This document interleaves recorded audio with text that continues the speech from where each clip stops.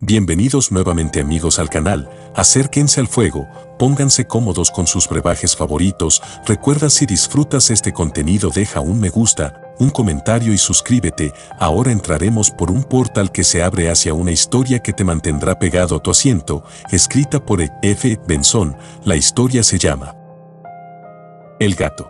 Mucha gente recordará, sin duda, aquella exposición en la Royal Academy, no hace muchas temporadas, que llegó a conocerse como el año de Allingham, cuando Dick Allingham saltó, de un salto, por así decirlo, de la multitud de luchadores y se sentó con un aplomo admirablemente seguro en el pináculo más alto de la fama contemporánea. Expuso 3 retratos, cada uno de ellos una obra maestra, que mataron a todos los cuadros a su alcance. Pero como ese año a nadie le importaban los cuadros, ni dentro ni fuera del alcance, excepto esos 3, no significó tanto. El fenómeno de su aparición fue tan repentino como el del meteoro, que viene de la nada y se desliza grande y luminoso por el cielo remoto y sembrado de estrellas, tan inexplicable como el estallido de un manantial en alguna ladera rocosa llena de polvo. Se podría conjeturar que alguna hada madrina se había acordado de su olvidado ahijado y, con un movimiento de su varita, le había concedido este trascendental regalo. Pero, como dicen los irlandeses, tenía su varita en la mano izquierda porque su don tenía otra cara. O tal vez, de nuevo, Jim Megwick tiene razón, y la teoría que propone en su monografía sobre ciertas lesiones oscuras de los centros nerviosos dice la última palabra sobre el tema. El propio Dick Allingham, como era natural, estaba encantado con su hada madrina o con su oscura lesión, cualquiera que fuera la responsable, y la monografía de la que hablamos arriba fue escrita después de la muerte de Dick, confesó francamente a su amigo Megwick, que aún se debatía entre la multitud de jóvenes médicos en ascenso, que todo era tan inexplicable para él como para cualquier otro. Todo lo que sé al respecto, dijo, es que el otoño pasado pasé por 2 meses de depresión mental tan horrible que pensé una y otra vez que debía perder la cabeza. Durante horas diarias, me sentaba aquí, esperando que algo se rompiera, lo cual, en lo que a mí respecta, acabaría con todo. Sí, hubo una causa, lo sabes. Se detuvo un momento y vertió en su vaso una cantidad bastante abundante de whisky, lo llenó hasta la mitad con un sifón y encendió un cigarrillo. La causa, de hecho, no necesitaba ser ampliada, ya que Megwick recordaba muy bien cómo la chica con la que Dick había estado comprometido lo había rechazado con una brusquedad que era casi soberbia, cuando una pretendiente más elegible hizo su aparición. Este último era ciertamente muy codiciado con su buena apariencia, su título y su $1.000.000, y Lady Madingley, la futura señora Allingham, estaba perfectamente satisfecha con lo que había hecho. Era una de esas muchachas rubias, ágiles y sedosas que, afortunadamente para la tranquilidad de los hombres, son bastante raras y que le recuerdan a uno algún gato humanizado y a la vez celestial y bestial. No hace falta que hable de la causa, continuó Dick, pero, como digo, durante esos 2 meses pensé sobriamente que el único fin de aquello sería la locura. Entonces, una noche, cuando estaba sentado aquí solo, siempre estaba sentado solo, algo se rompió en mi cabeza. Sé que me pregunté, sin preocuparme en absoluto, si se trataba de la locura que había estado esperando, o si, lo que sería preferible, había ocurrido alguna ruptura más fatal. E incluso mientras me lo preguntaba, era consciente de que ya no estaba deprimido ni era infeliz. Hizo una pausa tan larga en una retrospectiva sonriente que Megwick le indicó que tenía un oyente. Bien, dijo. Estaba bien, en efecto. No he sido infeliz desde entonces. Por el contrario, he sido locamente feliz. Algún médico divino, supongo, acaba de limpiar esa mancha en mi cerebro que tanto me dolía. Cielos, cómo me dolía. Por cierto, ¿quieres un trago? No, gracias, dijo Megwick. Pero, ¿qué tiene que ver todo esto con su pintura? Pues, todo. Porque apenas me había dado cuenta de que volvía a ser feliz cuando fui consciente de que todo se veía diferente. Los colores de todo lo que veía eran el doble de vivos que antes, la forma y el contorno se intensificaban también. Todo el mundo visible había sido antes polvoriento y borroso y visto en una penumbra. Pero ahora las luces estaban encendidas y había un nuevo cielo y una nueva tierra. Y en el mismo instante, supe que podía pintar las cosas como las veía. Lo cual, concluyó, he hecho. Había algo bastante sublime en esto, y Medwick se rió.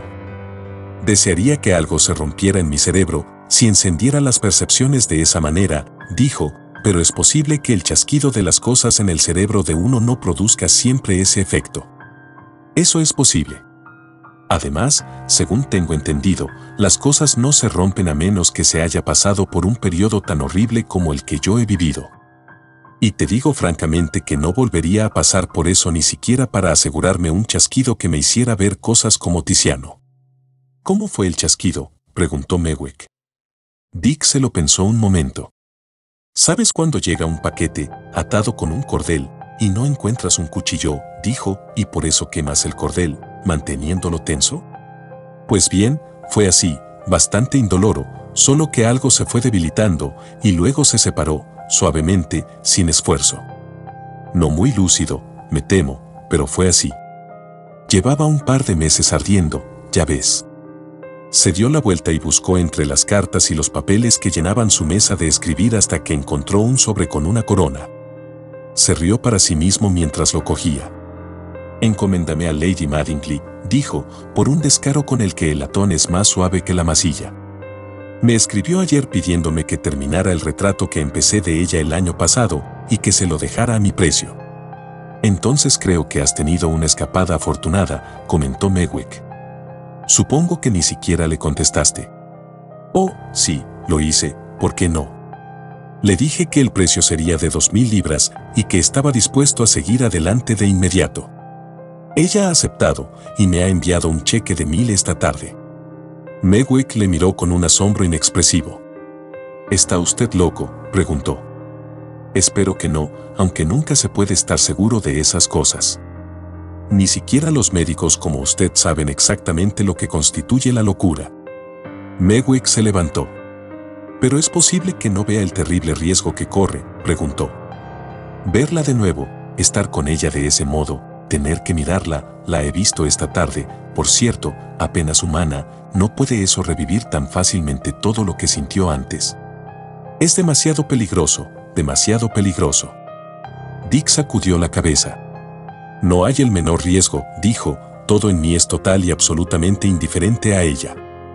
Ni siquiera la odio, si la odiara podría existir la posibilidad de volver a amarla. Tal como están las cosas, pensar en ella no despierta en mí ninguna emoción de ningún tipo. Y realmente una calma tan estupenda merece ser recompensada. Respeto cosas colosales como esa. Terminó su whisky mientras hablaba, y al instante se sirvió otro vaso. Este es el cuarto, dijo su amigo. ¿Lo es? Yo nunca cuento. Demuestra una sórdida atención a los detalles sin interés. Curiosamente, además, el alcohol no tiene el menor efecto sobre mí ahora. ¿Por qué beber entonces? Porque si renuncio a él, esta fascinante vivacidad de los colores y la claridad de los contornos disminuyen un poco. No puede ser bueno para usted, dijo el doctor. Dick se rió. Mi querido amigo, míreme con atención, dijo, y luego, si puede declarar concienzudamente que muestro algún signo de estar consumiendo estimulantes, los dejaré por completo. Ciertamente, habría sido difícil encontrar un punto en el que Dick no presentara la apariencia de una salud perfecta. Había hecho una pausa y se quedó quieto un momento, con el vaso en una mano y la botella de whisky en la otra, negra contra la parte delantera de su camisa, y no había ni un temblor de inestabilidad. Su rostro, de un saludable tono quemado por el sol, no estaba hinchado ni demacrado, sino que tenía una carne firme y una maravillosa claridad de piel. También tenía los ojos claros, con los párpados no hinchados ni fruncidos, parecía realmente un modelo de condición, duro y en forma, como si estuviera entrenando para alguna prueba atlética. Su figura era también ágil y activa, sus movimientos eran rápidos y precisos, e incluso Medwick, con su ojo de médico entrenado para detectar cualquier síntoma, por leve que sea, en el que el bebedor deba delatarse, estaba obligado a confesar que en este caso no había ninguno. Su aspecto lo contradecía con autoridad, al igual que sus modales. Miraba a los ojos de su interlocutor sin desviar la mirada, no mostraba signos, por pequeños que fueran, de ningún trastorno de los nervios. Sin embargo, Dick era un tipo totalmente anormal, la historia que acababa de relatar era anormal, esas semanas de depresión, seguidas por el repentino chasquido en su cerebro que aparentemente había eliminado, como un paño húmedo elimina una mancha, todo el recuerdo de su amor y de la cruel amargura que resultó de él. También fue anormal su repentino salto a la alta competición artística desde un pasado muy mediocre. ¿Por qué no habría entonces una anormalidad similar aquí? Sí, confieso que no muestras ningún signo de tomar excesivos estimulantes, dijo Megwick, pero si te atendiera profesionalmente, no estoy pregonando, te haría dejar todo estimulante y te acostarías durante un mes. ¿Por qué en nombre de la bondad?, preguntó Dick. Porque, en teoría, debe ser lo mejor que puedes hacer. Tuviste un shock, que severo, te lo dice la miseria de esas semanas de depresión. Bueno, el sentido común dice, ve despacio después de un shock, recupérate. En lugar de eso, vas muy rápido y produces. Reconozco que parece que te conviene, también te volviste repentinamente capaz de hazañas que, es una pura tontería, hombre. ¿Qué es una pura tontería? Lo eres. Profesionalmente, te detesto porque pareces ser una excepción a una teoría que estoy seguro debe ser correcta. Por lo tanto, tengo que explicarte y de momento no puedo. ¿Cuál es la teoría?, preguntó Dick. Bueno, el tratamiento del shock, en primer lugar. Y en segundo lugar, que para hacer un buen trabajo hay que comer y beber muy poco y dormir mucho. Por cierto, ¿cuánto tiempo duerme usted? Dick reflexionó. Me acuesto sobre las 3 normalmente, dijo, supongo que duermo unas 4 horas. Y vive a base de whisky y come como un ganso de Estrasburgo y está preparado para correr una carrera mañana. Vete, o al menos lo haré yo. Aunque tal vez te derrumbes. Eso me satisfaría. Pero incluso si no lo haces, sigue siendo bastante interesante. Megwick lo encontró más que bastante interesante, de hecho, y cuando llegó a casa esa noche buscó en sus estantes cierto volumen oscuro en el que encontró un capítulo llamado Shock. El libro era un tratado sobre oscuras enfermedades y condiciones anormales del sistema nervioso. Ya lo había leído a menudo, pues en su profesión era un especial estudioso de las cosas raras y curiosas. Y el siguiente párrafo, que le había interesado mucho antes, le interesó más que nunca esta tarde. El sistema nervioso también puede actuar de una manera que siempre debe ser totalmente inesperada incluso para el estudiante más avanzado. Se conocen casos, y bien autentificados, en los que un paralítico ha saltado de la cama al grito de «fuego».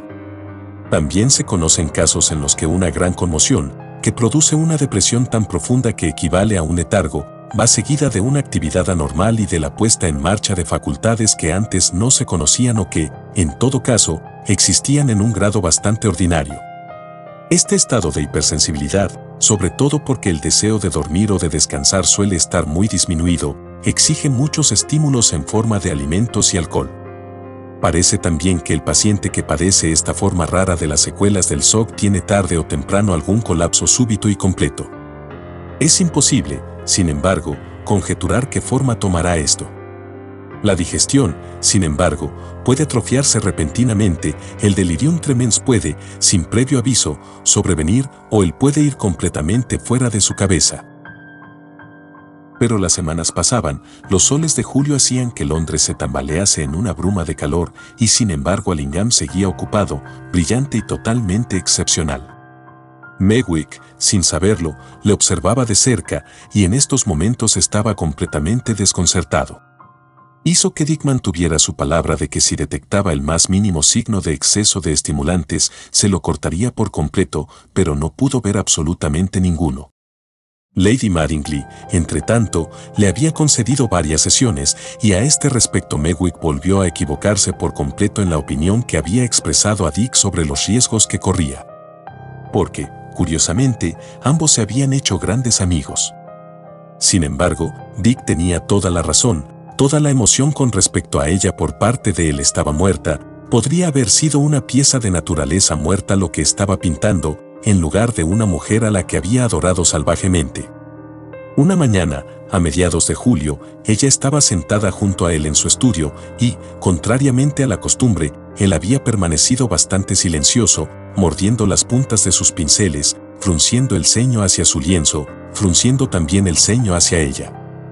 De repente lanzó una pequeña exclamación de impaciencia. «Es tan parecido a ti», dijo, «pero no eres tú. Hay mucha diferencia.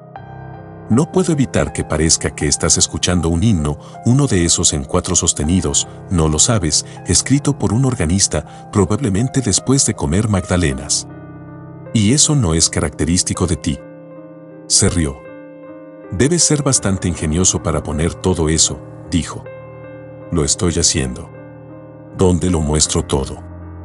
Dick suspiró. «Oh, en tus ojos, por supuesto», dijo. «Lo muestras todo por tus ojos, ya sabes. Es totalmente característico de ti. Eres un retroceso, ¿no recuerdas que lo establecimos hace mucho tiempo, a la creación bruta, que igualmente muestra todo por sus ojos? OH. Debería haber pensado que los perros te gruñían y los gatos te arañaban. Esas son medidas prácticas, pero en resumen, tú y los animales solo usan sus ojos, mientras que las personas usan sus bocas y frentes y otras cosas. Un perro complacido, un perro expectante, un perro hambriento, un perro celoso, un perro decepcionado, todo eso se deduce de los ojos de un perro. Sus bocas son comparativamente inmóviles y la de un gato lo es aún más. «Usted me ha dicho a menudo que pertenezco al género de los gatos», dijo Lady Mattingly con total compostura. «Por Dios, sí», dijo él.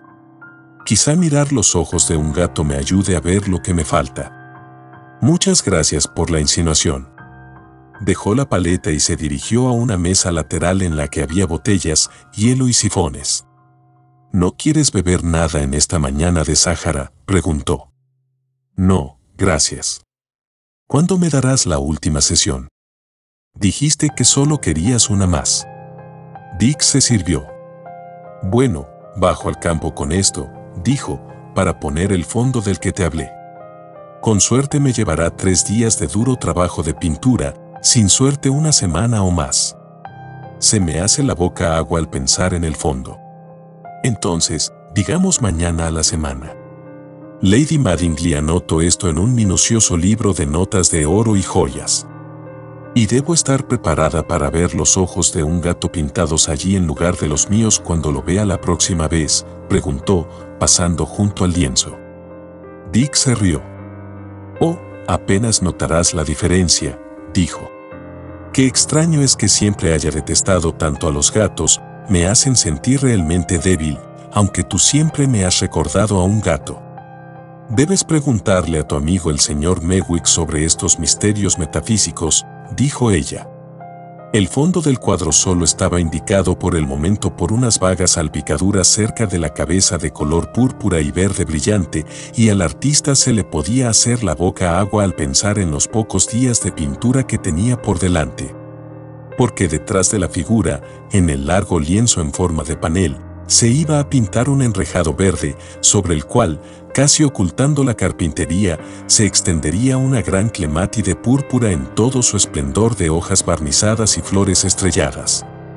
En la parte superior habría solo una franja de cielo pálido de verano, a sus pies solo una franja de hierba verde grisácea, pero todo el resto del fondo, muy atrevido, sería este pañal de verde y púrpura. Con el fin de ponerlo en práctica, iba a una pequeña casa de campo suya cerca de Godalming, donde había construido en el jardín una especie de estudio al aire libre, una erección entre una habitación y un mero refugio, con el lado al norte totalmente abierto y flanqueado por este enrejado verde que ahora era una inmensa constelación de estrellas púrpuras.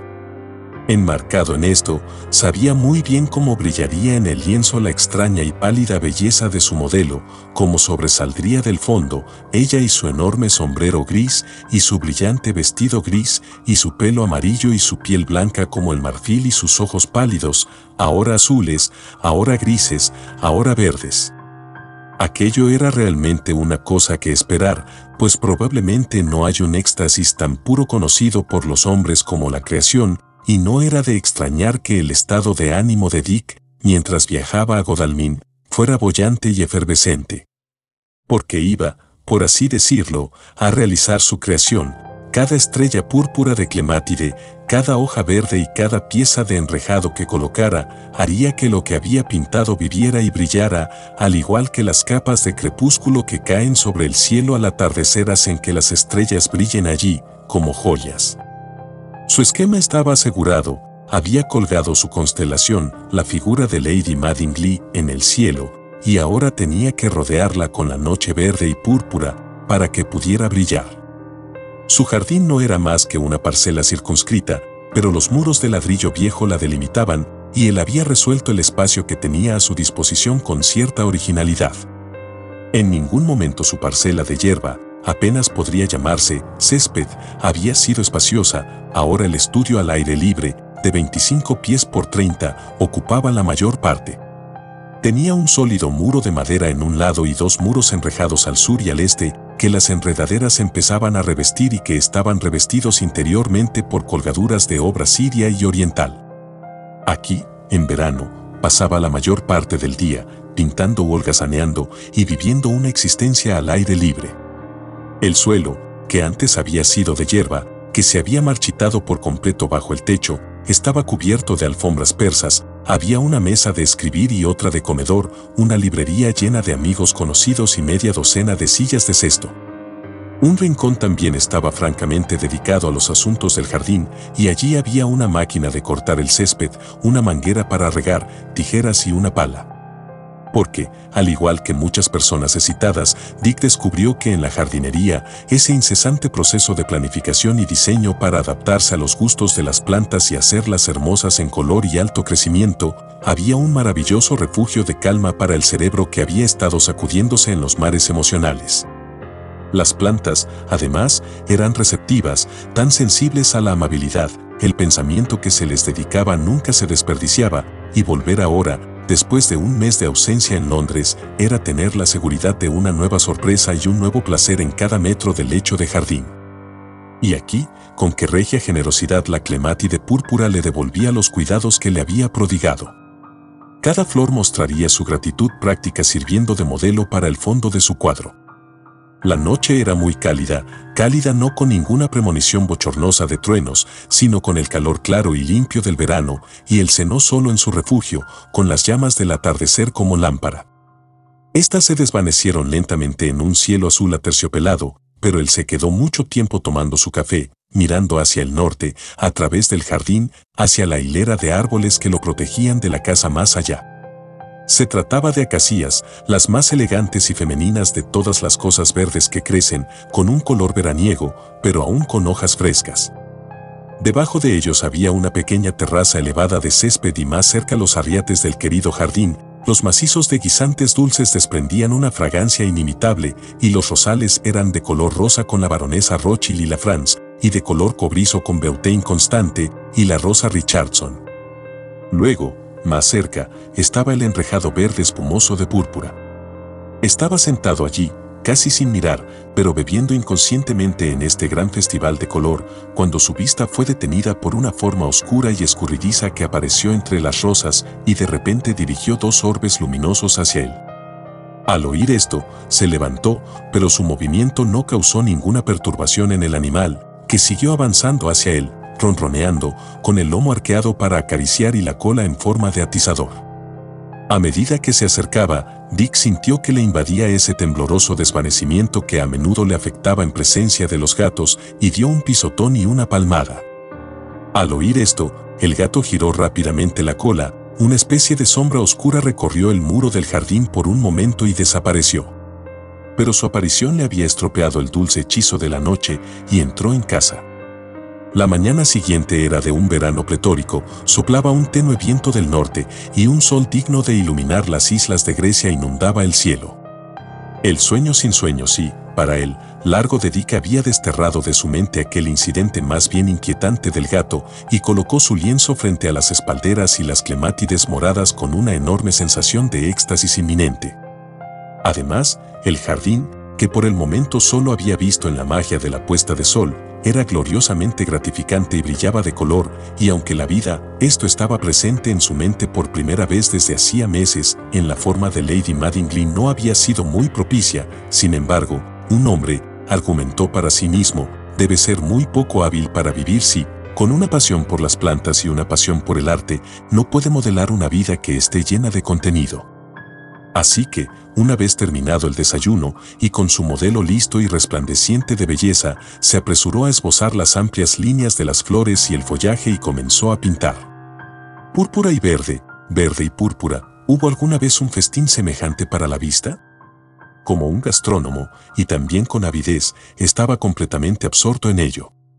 También tenía razón, en cuanto puso el primer pincel de color supo que tenía razón. Eran justo esos colores divinos y violentos los que harían que su figura saliera del cuadro, era justo esa franja pálida de cielo por encima la que la enfocaría de nuevo, era justo esa franja de hierba verde grisácea bajo sus pies la que le impediría, al parecer, salir realmente del lienzo.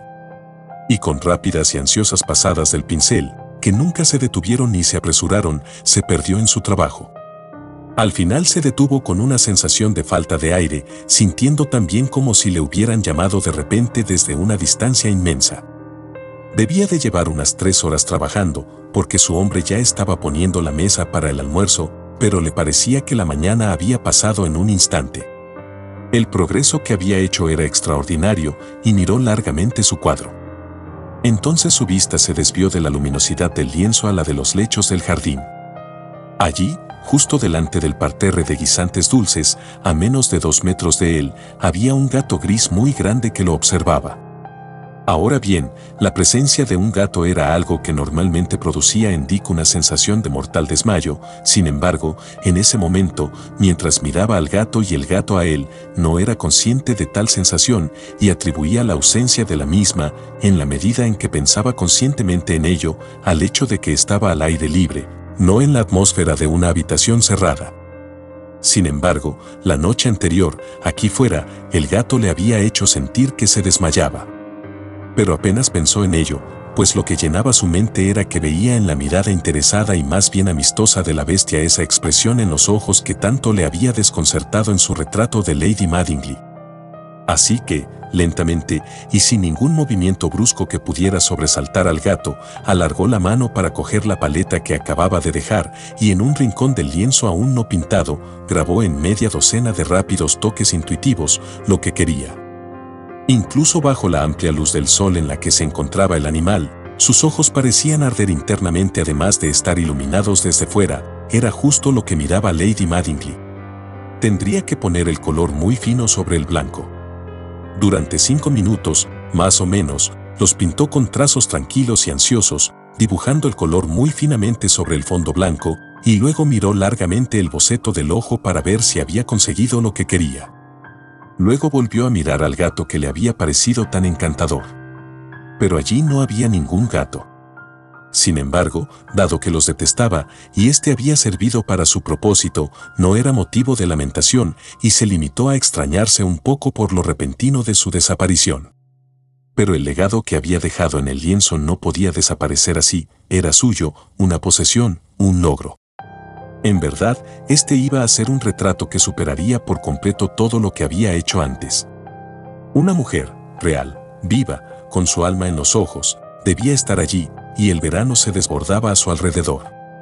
Durante todo el día tuvo una extraordinaria claridad de visión, y hacia el atardecer una botella de whisky vacía.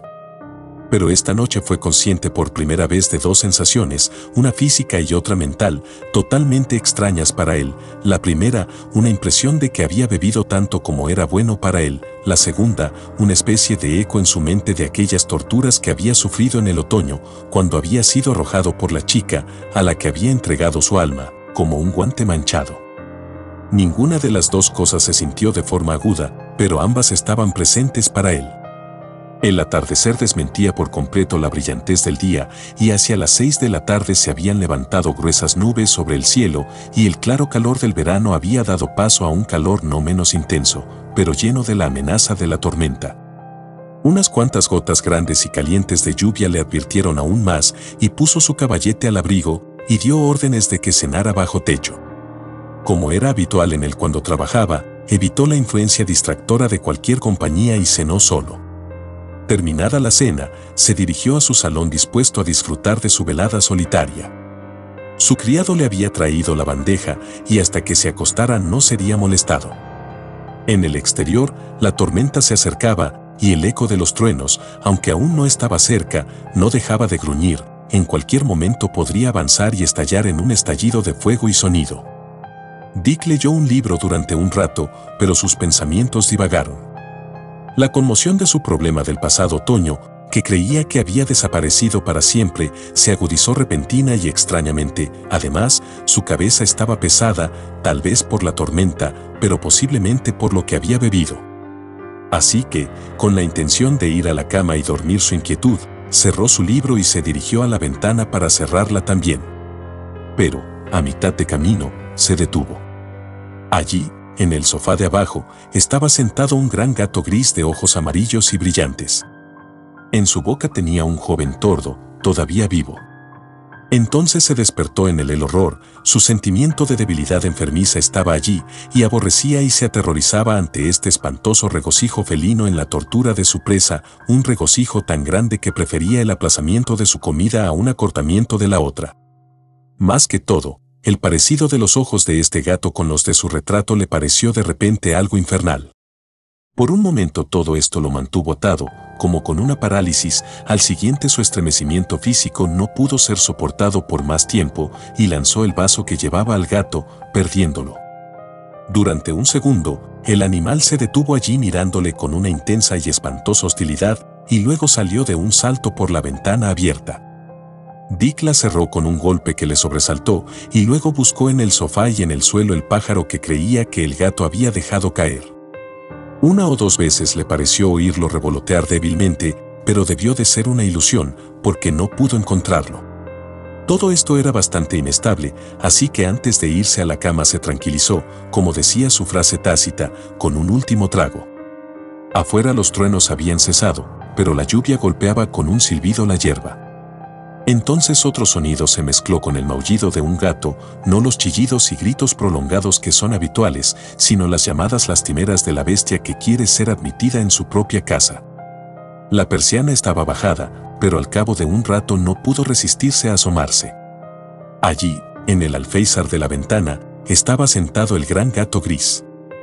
Aunque llovía copiosamente, su pelaje parecía seco, ya que se mantenía rígido lejos de su cuerpo. Pero cuando lo vio le escupió, arañando con rabia el cristal, y desapareció. Lady Madingley, cielos, como la había amado. Y, a pesar de que ella lo había tratado de manera infernal, con qué pasión la deseaba ahora. Todo su problema, entonces, iba a comenzar de nuevo. ¿Acaso aquella pesadilla había vuelto a aparecer en él? La culpa era del gato, los ojos del gato lo habían hecho.